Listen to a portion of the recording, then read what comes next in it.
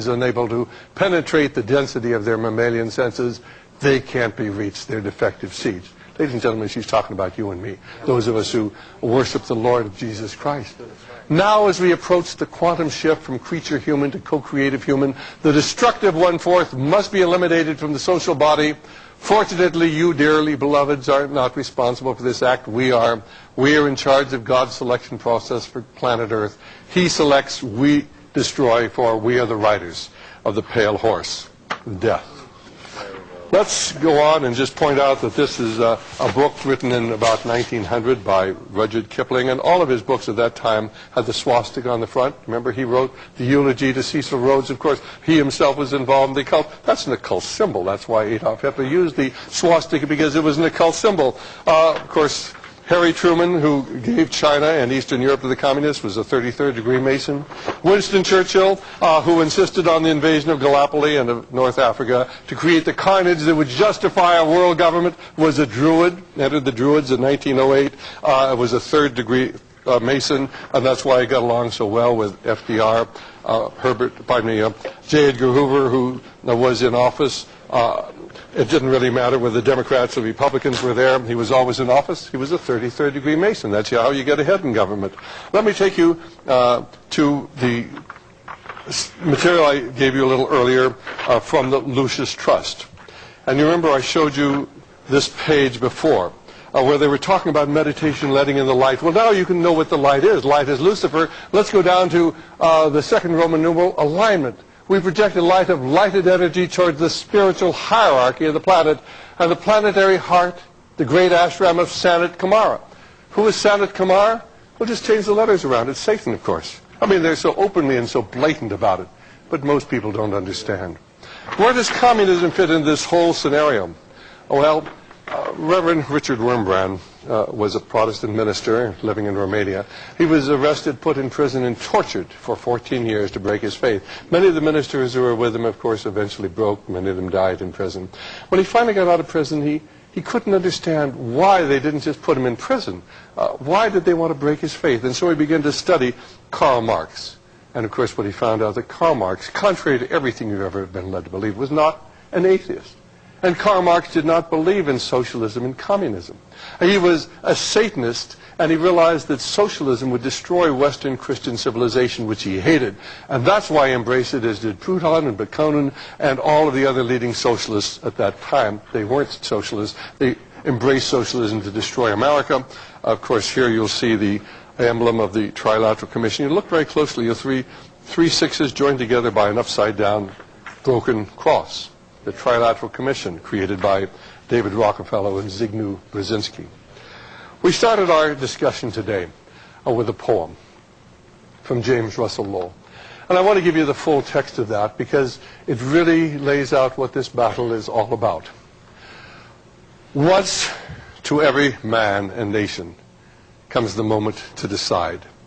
In that strife of truth with falsehood for the good or evil side. Some new cause, some new Messiah, offering each the bloomer bright. And the strife goes on forever twixt the darkness and the light. Then decide with truth is noble, and to share her wretched crust, ere her cause brings fame and fortune, and 'tis prosperous to be just. Then it is the brave man chooses, while the coward stands aside, until the multitudes make virtue of the faith they had denied. By the light of burning martyrs, Christ, thy bleeding feet we track, toiling up new Calvaries ever with a cross that turns not back. Though the cause of evil prospers, yet his truth alone is strong, though her portion be the scaffold and upon the throne be wrong. But that scaffold sways the future, for in the dim unknown standeth God within the shadows, keeping watch above his own. And that's what it's all about. Martin Luther understood this battle when he wrote that great hymn that we used to sing in church. We don't sing it anymore. A mighty fortress is our God, when he said, for still our ancient foe doth cease to worketh woe. His power and craft are great, and armed with cruel hate on earth is not his equal. And St. Paul understood it in Ephesians 6:11 when he wrote For we wrestle not against flesh and blood, but against principalities, against powers, against the rulers of the darkness of this earth, against spiritual wickedness in high places. And the devil understood it, because on the Mount of Temptation he said to Jesus Christ, if you'll simply fall down and worship me, all of these kingdoms on earth can be yours. But unfortunately, the modern church doesn't understand it. And our ministers tell us, oh, you're not to be involved in anything. Why, Romans 13 will tell you that if you oppose what's going on in the world today, why, of course, you're opposing the will of God. Now, at the beginning of this program, I put on the screen this emblem. And I want to tell you what it is. It appears at the top of page 839 of Morals and Dogma. And you will see the compass and the square. Here's the compass, here's the square, Masonic symbols. Man and woman join together in one body. When they join together, of course, they create life, just as God does. You see the symbols of men and women. On the opposite side, you see modified swastika and an altered cross. You see the symbols of light above, the sun and the moon, always symbols of light and of the occult movement. But you see where their feet are standing. While they're standing on the dragon, who is Lucifer, which of course overshadows the world. Now, every Mason has seen this. Most of them really don't understand it, you see. But why are their feet firmly planted on the dragon? Well, because the dragon is the basis of Masonry and of all the occult secret societies. Theosophy, Rosicrucianism, the Knight Templar, the Illuminati, they are all Luciferian. And yet most people would look at that and never understand. Because, you see, throughout all history, these secret societies have been used to demonstrate the existence of the Luciferian movement, which dates back to the Garden of Eden, and time again throughout history, we see it being played out in Cain and rebellion against God, because he didn't like God's commandment that there had to be a blood sacrificed, and so he kills Abel. We find it again at the time of Noah, when Luciferianism had literally taken over the world, and God had to destroy the world except for Noah and his family. We saw it with Nimrod trying to unite all the world and build the Temple of Babylon.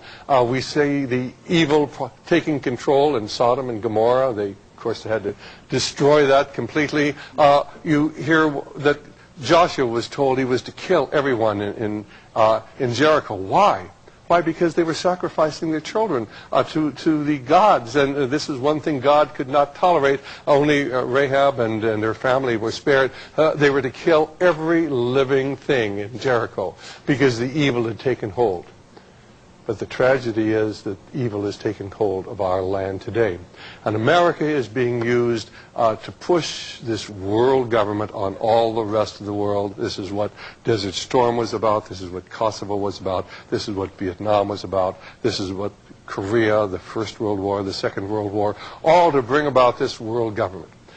Well, now you know the secrets that have been concealed for people for so long.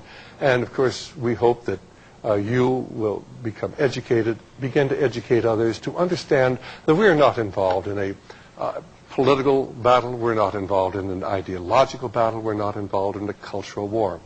We're involved in a spiritual war that is being fought on a political and ideological and cultural battlefield. And it is our job to be involved and to educate people as to what is happening. It was in 1838 when Abraham Lincoln addressed the Lyceum in Springfield, Illinois, and he said this: "At what point should we expect the approach of danger? By what means should we fortify ourselves against it? Should we expect some transatlantic giant to step the ocean and crush us with a blow? Never. All the armies of Europe and Asia and Africa combined could never by force take a drink from the Ohio or make a mark on the Blue Ridge, not in a trial of 1,000 years. Then at what point should we expect the approach of danger? And I answer, if it ever reaches, it must spring up among us. It can never come from abroad. If destruction be our lot, we ourselves must be its authors and its finishers. As a nation of free men, we shall live on through all time, or die by suicide." And ladies and gentlemen, we're dying by suicide today. Let me close with that quotation which is engraved in the marble behind Thomas Jefferson's statue in the Jefferson Memorial in Washington, D.C. "God, who gave us life, gave us liberty. But can the liberty of a nation be secure when the conviction has been forgotten that liberty is the gift of God? I tremble for my country when I reflect that God is just, and his justice cannot sleep forever. Our job, first of all, is to pray as if it's up to the Lord, and then to work as if it's up to us, to educate people and to bring the truth to as many people as we can in the time that we have left. Let me thank you for your attention and for being such a good audience. God bless you.